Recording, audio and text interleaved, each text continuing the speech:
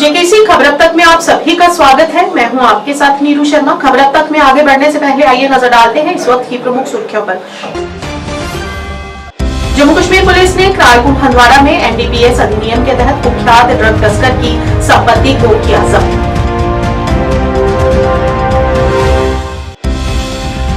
संभागीय आयुक्त कश्मीर पीके विधूड़ी ने आज कहा कि चिलई कलां से पहले सभी व्यवस्थाएं लगभग पूरी कर ली।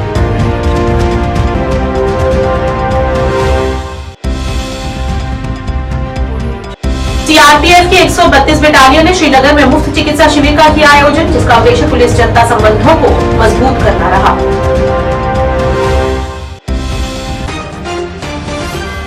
अब समाचार विस्तार से।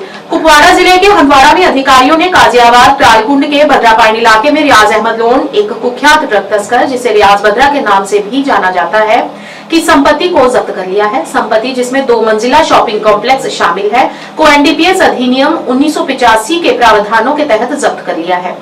ये कार्रवाई मादक पदार्थों की तस्करी से निपटने और अवैध गतिविधियों पर अंकुश लगाने के लिए कानून प्रवर्तन द्वारा चल रहे प्रयासों का एक हिस्सा है।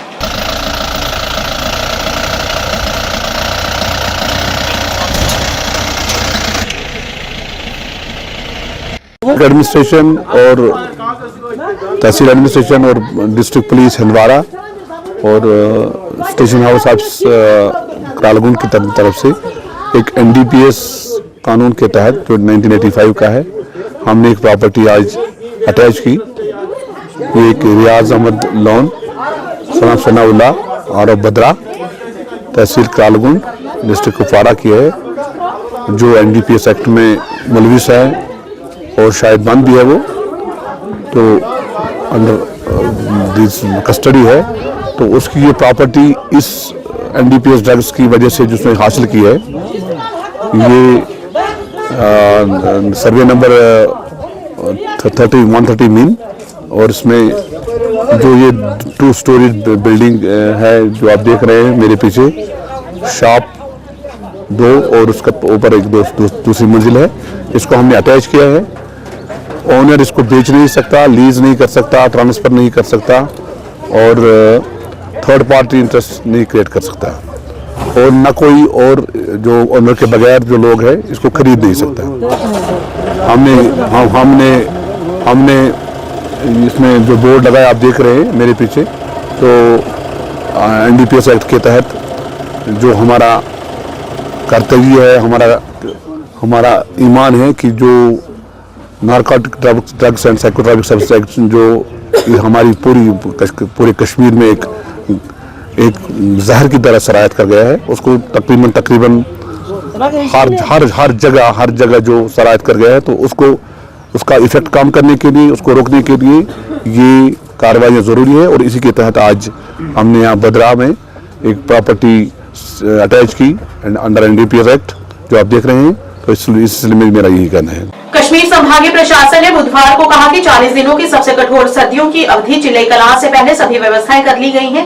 ताजा बर्फबारी के बावजूद कुछ को छोड़कर प्रमुख सड़कें चालू हैं। संभागीय आयुक्त कश्मीर पीके विधूड़ी ने मीडिया कर्मियों को बताया कि 50 वितरण ट्रांसफार्मर नियमित आधार पर क्षति का सामना कर रहे हैं। उन्होंने कहा कि अब तक 6 को लेकर सभी क्षतिग्रस्त डीटी की मरम्मत की जा चुकी है। उन्होंने कहा कि सर्दियों में बिजली आपूर्ति पहले की तुलना में बेहतर होगी, और उन्होंने बताया कि वर्तमान में सभी रिसीविंग स्टेशन भी क्रियाशील हैं। और इस दौरान उन्होंने ये भी बताया कि अन्य भी संबंधित जरूरी चीजों का पर्याप्त स्टॉक किया गया है। Mister Riyaz Wani, and mountaineering club mister Syed Abdul Mohsin, हमारे athletes mister Riyaz Ahmed, industrial development bank of India Zeeshan Mushtaq,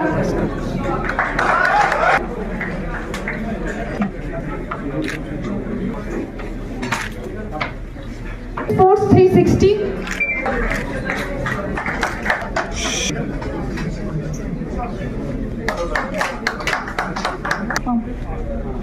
Papori and daughters so miss सबा,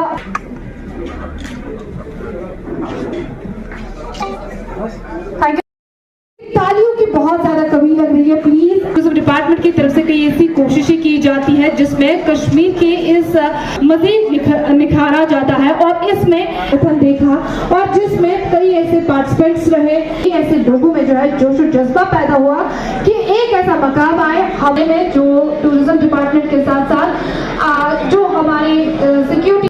जब भी हम कश्मीर में अपने टूरिज्म सेक्टर के हवाले से बात करते हैं, नदियों या नदी नालों को जो है काफी ज्यादा सराहते हैं कि इन चीजों को बचाने के लिए, जैसे आज के इस साल का भी थीम हमने रखा।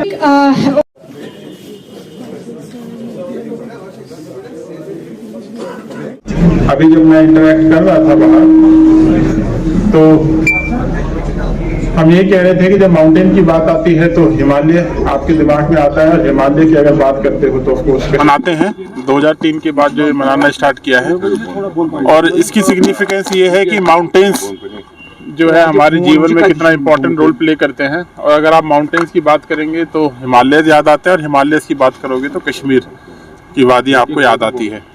तो हमारे लिए इसकी बहुत ज़्यादा मान्यता है, और अब और भी ज़्यादा इसलिए हो जाता है क्योंकि जितना टूरिस्ट फ्लो जब आता है तो कहीं ना कहीं हम इकोनॉमिक एक्सप्लॉयटेशन के चक्कर में उसकी जो मेन इनका जो रख रखाव है, कंजर्वेशन है, मैनेजमेंट है, उस पर हम पूरा ध्यान शायद नहीं दे पाते हैं। तो ये एक डे है जिसके माध्यम से जो है एक हमें अपॉर्चुनिटी मिलती है कि हम दोबारा से इनको सेंसिटाइज किया जाए। दो तीन चीज़ें इसमें एक साथ इसमें कंबाइन हो जाती है। एक तो आप फिजिकल एक्टिविटीज जो आपकी होती है वो बहुत ज़बरदस्त होती है। फिर आपके पास इकोनॉमिक अपॉर्चुनिटीज़ मिलते हैं। जनरली जो गाइड्स होते हैं आपको पता ही है कि वो जिस इलाके से आते हैं तो उस एरिया को अच्छे से जानते हैं, तो जो अनएक्सप्लोर्ड ट्रैक्स हैं उनको भी उसमें देख पाते हैं। तो इसकी बहुत बड़ी सिग्निफिकेंस। विंटर आने वाले हैं तो प्रशासन क्या कुछ तैयारी भाई, इसकी तो आपको मैं बार बार बताता रहा हूँ, पूरी तैयारियाँ हैं। आपको पता है कि ऑलरेडी आप बिल्कुल हम चिल्ले किलान के आसपास पहुँचने वाले हैं। और अभी अभी आपसे मैं बात कर रहा हूँ जब केवल 2 जगह के मेरे अभी राजधान पे बर्फ़ अभी चल रही है और जोजिला पे। उसके अलावा जितने भी बॉर्डर रोड है, चाहे मुगल हो या कुपवाड़ा के सारे रोड्स आपके थ्रू है। और अगर अभी जब हम बात कर रहे हैं तो अगर मैं डीजल और पेट्रोल और एलपीजी की बात करूं तो लगभग मेरे पास 17 से 18 दिन का सारा जो है मौजूद है। तो डेली बेसिस पे मॉनिटरिंग होती है। बिजली बहुत मेजर मुद्दा रहता है। तो अगर डाटा की बात करें 33 kV के मेरे पास 133 स्टेशन हैं, सारे के सारे फंक्शनल हैं। केवल जो मेरे 1273 में से केवल 6 ऐसे हैं जो मेरे 11 kV की लाइनें हैं जो भी थोड़ी डाउन है। ट्रांसफार्मर लगभग 50 मेरे रोज खराब हो रहे हैं, तो 6 के अलावा बाकी सब जो है रिप्लेस होते हैं।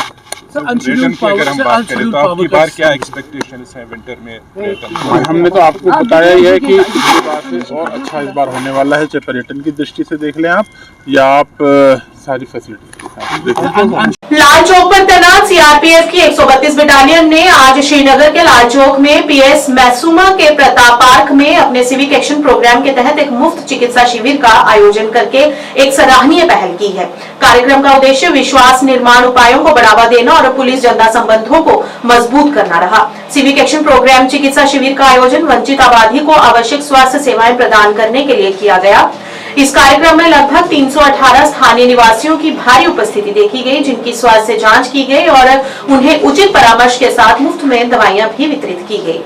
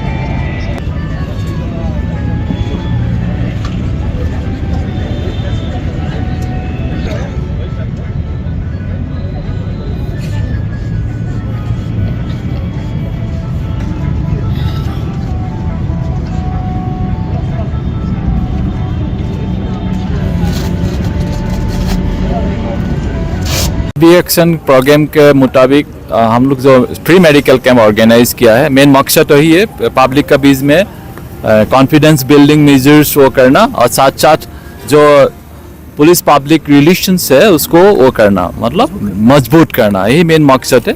It is not only free medical camp, other activities we are also keep on organizing time to time. Last year भी हम लोग ऑर्गेनाइज किया था, माईचुमाइन कोठीबाग में 2 मेडिकल कैंप लगाया गया था और स्पोर्ट्स एक्टिविटीज़ भी क्रिकेट और हॉकी ऑर्गेनाइज किया था। तो उसी कड़ी में श्रीनगर सेक्टर CRPF का आदेश अनुसार हम लोग इस बार भी फ्री मेडिकल कैंप जो नीडी पीपल है उसके लिए हम लोग ऑर्गेनाइज किया हूँ। डॉक्टर भी वहाँ सिविल और अपना CRPF का डॉक्टर भी बुलाया गया है, जो लोकल डॉक्टर्स ही है, जो पब्लिक के साथ कनेक्ट कर सकता है और जो उसका एग्जामिन करने के बाद इन्वेस्टिगेशन के बाद जो मेडिसिन होगा हम लोग फ्री में डिस्ट्रीब्यूट किया जाता है, सो दैट पब्लिक भी करीब उस लोग का वो है, मतलब अच्छा रिलेशन है और साथ साथ कॉन्फिडेंस बिल्डिंग भी हम लोग वो कर सकता है, यही मेन मकसद है। ड्यूटी के अलावा नहीं, क्योंकि वो लोग चेकिंग करता है तो अक्सर डरता है, तो जो भी सिक्योरिटी फोर्स चला जो हम लोग के साथ, तो ये भी एक मैसेज है, we are not for their frisking और चेकिंग, तो साथ साथ हम लोग का भी वेल विजर्स भी है, ये मैसेज है इसका मुल्क का अमन के लिए। धन्यवाद। Zorawar Singh memorial educational and charitable trust द्वारा आज जम्मू में पत्रकार वार्ता कर जानकारी दी गई कि कल यानी कि 12 दिसंबर को जनरल जोरावर सिंह का शहीदी दिवस मनाया जाएगा। उन्होंने सभी जम्मू वासियों से अपील करते हुए यहां पर आने और उन्हें श्रद्धांजलि देने को कहा। उन्होंने कहा कि उन्होंने न केवल डोगरा समुदाय बल्कि सभी लोगों के सुरक्षा के लिए शहादत को गले लगाया, जिसे कभी भी भुलाया नहीं जा सकता। मैं आपको बात बताऊं कि 12 दिसंबर हम सबके लिए खास इसलिए है क्योंकि जनरल जोरावर सिंह जी को जिन्होंने मारा था, जिन्होंने उनकी मैं कहूंगी जिनके लिए वो शहीद हुए थे, हमें तो उनको पूजना चाहिए। आज जिन्होंने उन्हें मारा था वो भी उनको पूज रहे हैं।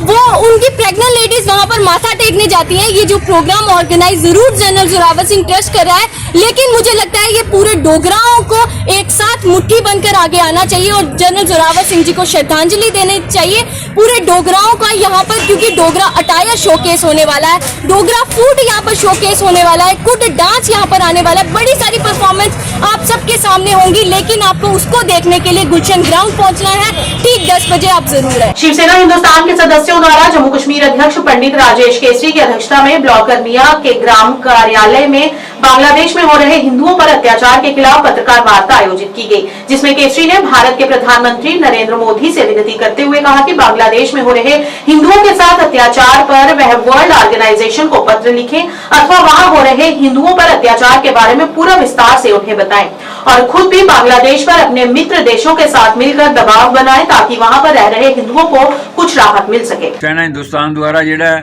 ਅੱਜ ਅਰਨੀਆ ਬਲਾਕ ਦੇ ਕਰਾਲ ਇਲਾਕੇ ਦੇ ਵਿੱਚ ਜਿਹੜਾ ਅਸੀਂ ਪ੍ਰੈਸ ਕਾਨਫਰੰਸ ਰੱਖੀ ਹੈ, ਇਹ ਪੱਤਰਕਾਰਾਂ ਦੇ ਮਾਧਿਅਮ ਕਰਨੇ ਅਸੀਂ ਪ੍ਰਧਾਨ ਮੰਤਰੀ ਸਾਹਿਬ ਕੀ ਅਸੀਂ ਆਖਣਾ ਚਾਹੁੰਦੇ ਹਾਂ ਕਿ ਜਿਸ ਪ੍ਰਕਾਰ ਬੰਗਲਾਦੇਸ਼ ਦੇ ਉੱਪਰ ਜਿਹੜਾ ਹਿੰਦੂਆਂ ਦੇ ਉੱਪਰ ਜਿਹੜਾ ਅਤਿਆਚਾਰ ਹੋਇਆ ਦਾ, ਉਹਦੇ ਮੰਦਿਰਾਂ ਕੀ ਤੋੜਿਆ ਜਾ ਰਿਹਾ ਹੈ, उनकी जी हिंदुत्व की जो खत्म किया जाता है, उतों हिंदू खत्म करना चाहते बांग्लादेश के कुछ लोग जो शरारती हैं। अस प्रधानमंत्री साहब की आखना चाहते हैं कि वो वर्ल्ड ऑर्गेनाइजेशन जी है उत्थे जाइए गुहार लाने, उन्होंने रिटर्न लिखिए देन बांग्लादेश के खिलाफ, और जिन्हें भी साढ़े मित्र देश हैं उन्हें कन्ने लिए जो बांग्लादेश उपर दबाव बनाना चाहिए ताकि हिंदुओं की सुरक्षा जी है सुरक्षित हो सके, क्योंकि हिंदू इसलिए उससे बड़ा खतरे में है। इसलिए बांग्लादेश के उत्थे हालात बड़े भैड़े हैं। वो चाहते हैं कि जिन्हें भी हिंदू उन्होंने फड़ी जबरी जो मुसलमान बनाया जा रहा है, वो जो बच्चे थे उन्हें मारने की कोशिश की, उनकी जायदाद खोईया जा रही हैं, हिंदुओं के मंदिरों उपर हमले हुआ थे, ये जो बिल्कुल जो बर्दाश्त तो बाहर होंदा जा रहा है।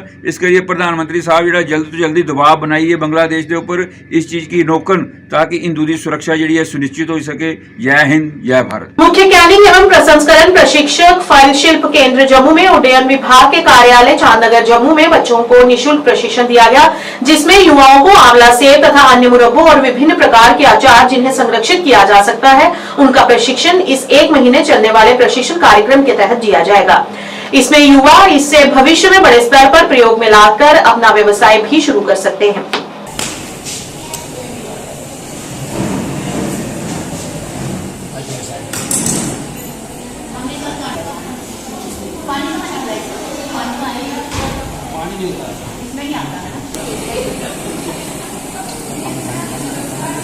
पानी उसके लिए यहाँ से नहीं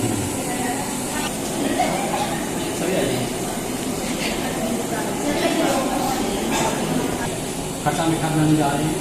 कल क्या कि सामने जो हरी मिर्च की बोटी हमने जो साफ होती है उसमें टाइम साइड से रिमूव कर दें, ठीक है।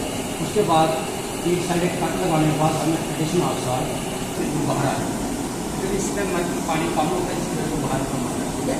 उसके बाद वो है रिक्वायरमेंट जो स्पाइसी की होती है वो सभी मसाले मिलाने के बाद उसके बाद लास्ट में इसमें एडिशनल शुगर ऐड करेंगे।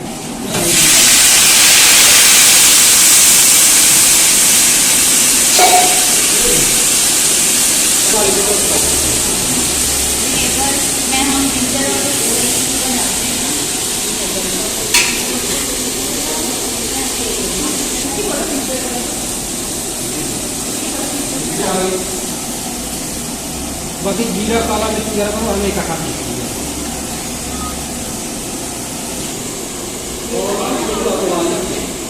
सर मेरा नाम Shyamlal Sharma, as a assistant can instructor Chandnagar Jammu.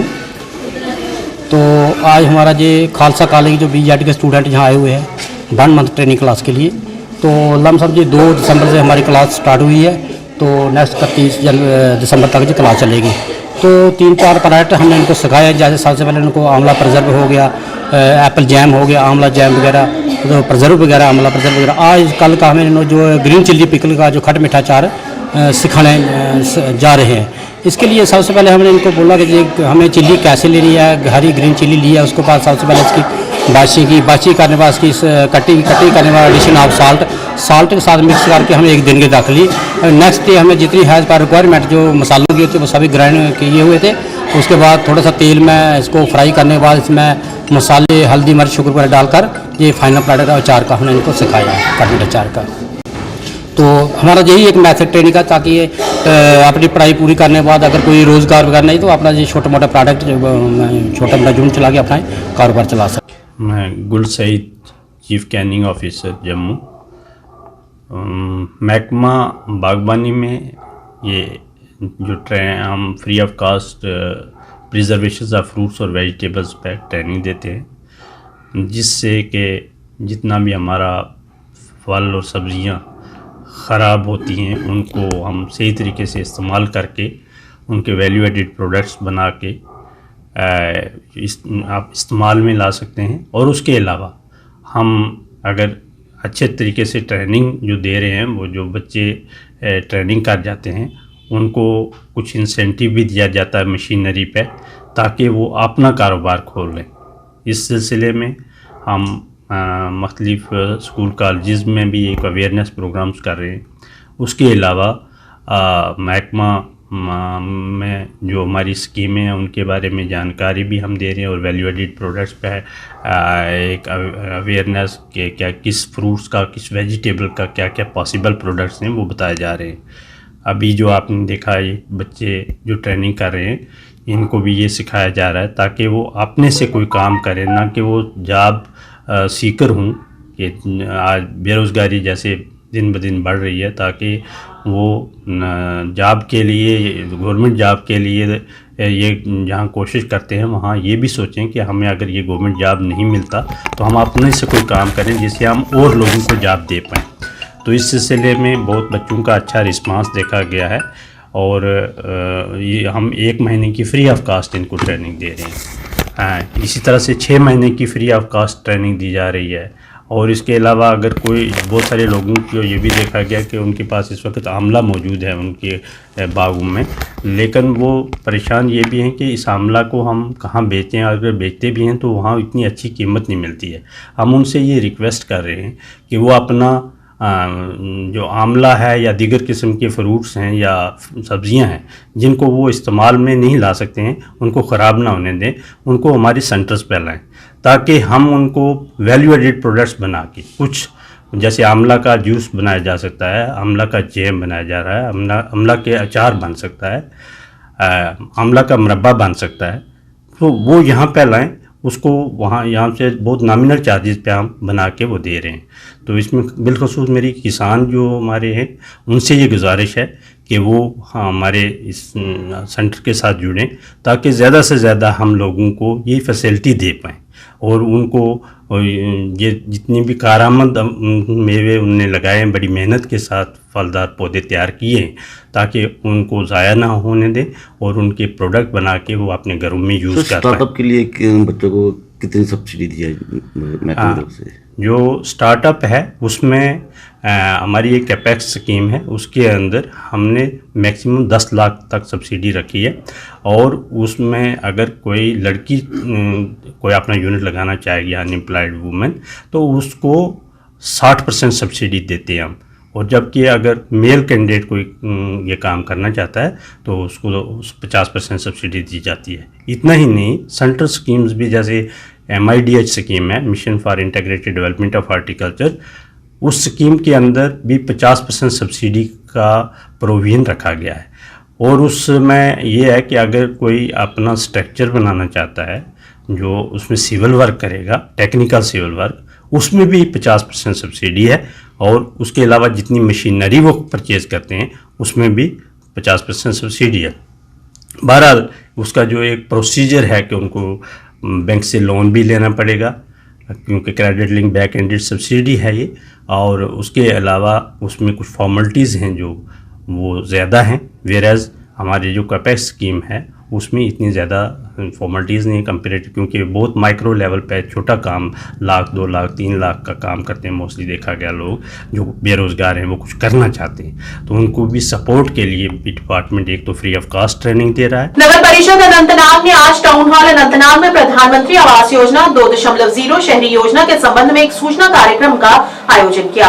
कार्यक्रम में अतिरिक्त उपायुक्त अनंतनाग अब्दुल अजीज शेख, PMAY समन्वयक सज्जाद अहमद और सचिव नगर परिषद अनंतनाग नजीर अहमद मलिक भी उपस्थित रहे। अनंतनाग शहर के लोगों ने कार्यक्रम में सक्रिय रूप से भाग लिया। इस मौके पर लोगों को PMAY शहरी 2.0 योजना के संबंध में पूरी जानकारी दी गई।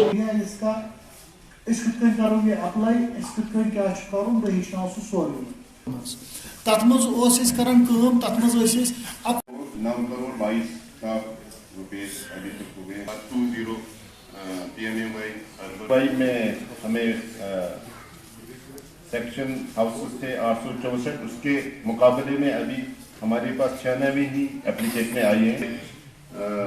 लोग रहते हैं जो वो रजिस्ट्रेशन करे यहाँ पर, और यहाँ पे जो आए हैं वो ये जो इसके डिजर्विंग है PMAY स्कीम के अंदर नहीं, मतलब यहाँ पर वो है जो रूरल में है कि नहीं, वो नहीं था, वो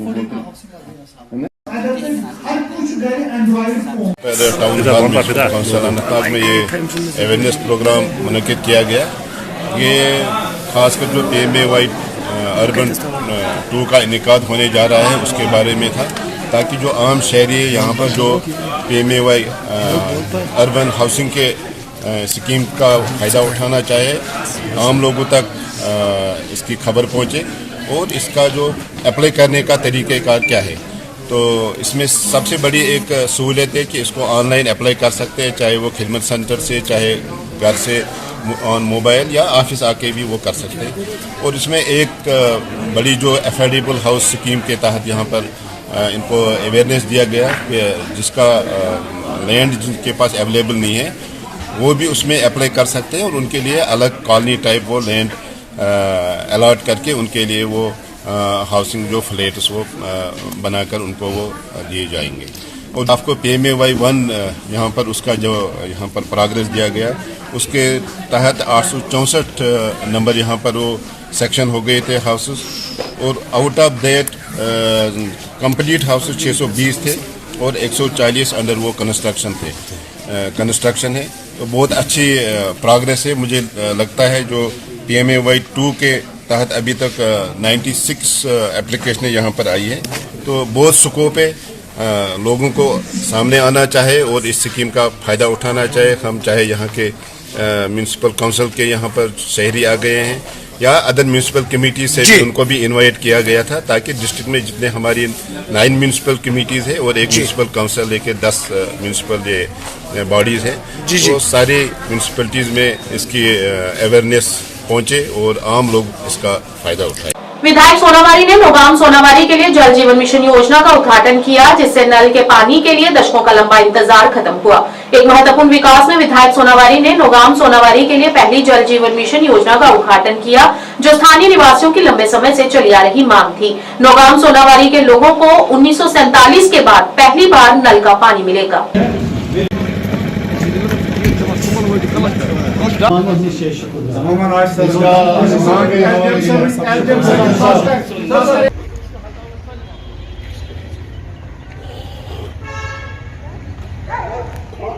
जो आज कमीशन स्कीम थी, जो नौगाम के लिए that was a very major issue for me my constituency. और दूसरा ये ब्रिज फोर क्लोज करिएगा, जो भी उसकी लायबिलिटी बनती है उसको दे दीजिएगा, काम स्टार्ट। जिंदाबाद। बस हम बैठेंगे, आप डाक में थैंक यू सर 2 मिनट और वहाँ पे बैठेंगे, इसके बारे में डिस्कस करेंगे। ठीक है सर।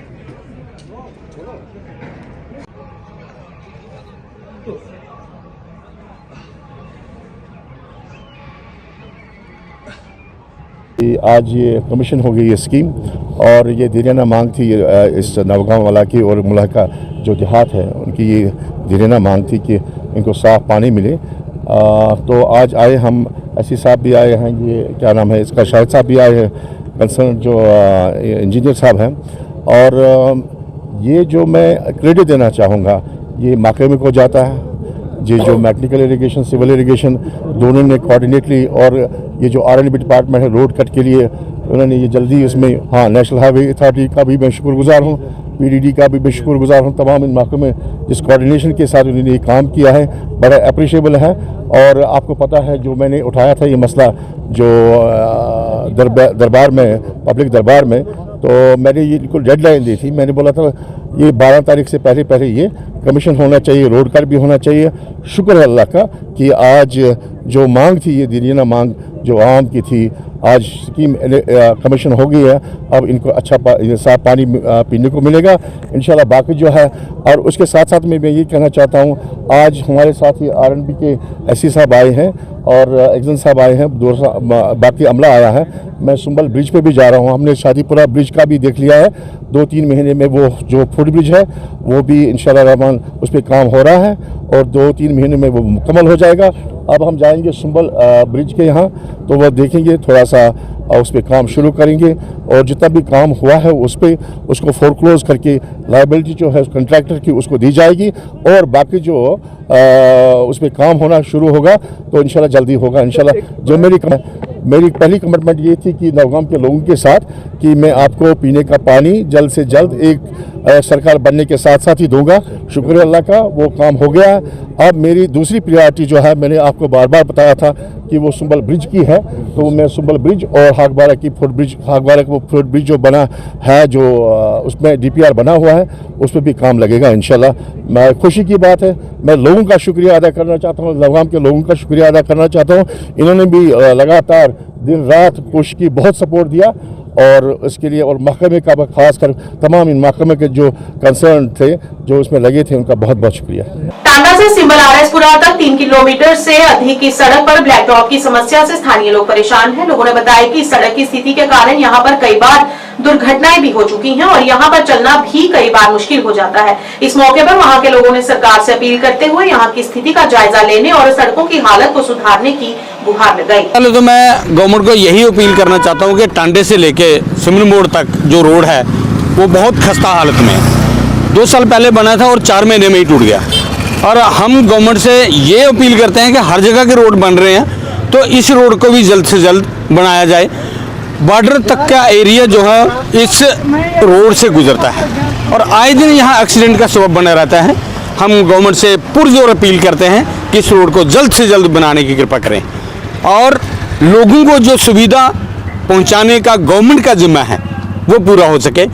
हम फिर से यही गवर्नमेंट से अपील करते हैं कि इसको जल्द से जल्द बनाया जाए, जो कि टांडे से लेके सिमरन मोड़ तक का बीच का खड्डे हैं रोडों में, जो वो खड्डे ही पूर्ति नहीं की जाए बल्कि पूरे रोड बनाया जाए। जय हिंद, जय भारत। सर असें तो बोला करके 3 निकला तू फिर वो बड़ी बुरी हालत है, इन्नी बुरी कंडीशन है कि इतने सारे खड्डे पे देना पिछले सारा खड्डे खड़े बड़े मुश्किल पुजना होंगे। आ चाहते हैं कि सरकार रोड बना जल्दी को जल्दी। अब तक के आज के इस अंक में इतना ही। नया अंक लेकर फिर हाजिर होंगे, तब तक के लिए दीजिए इजाजत। नमस्कार।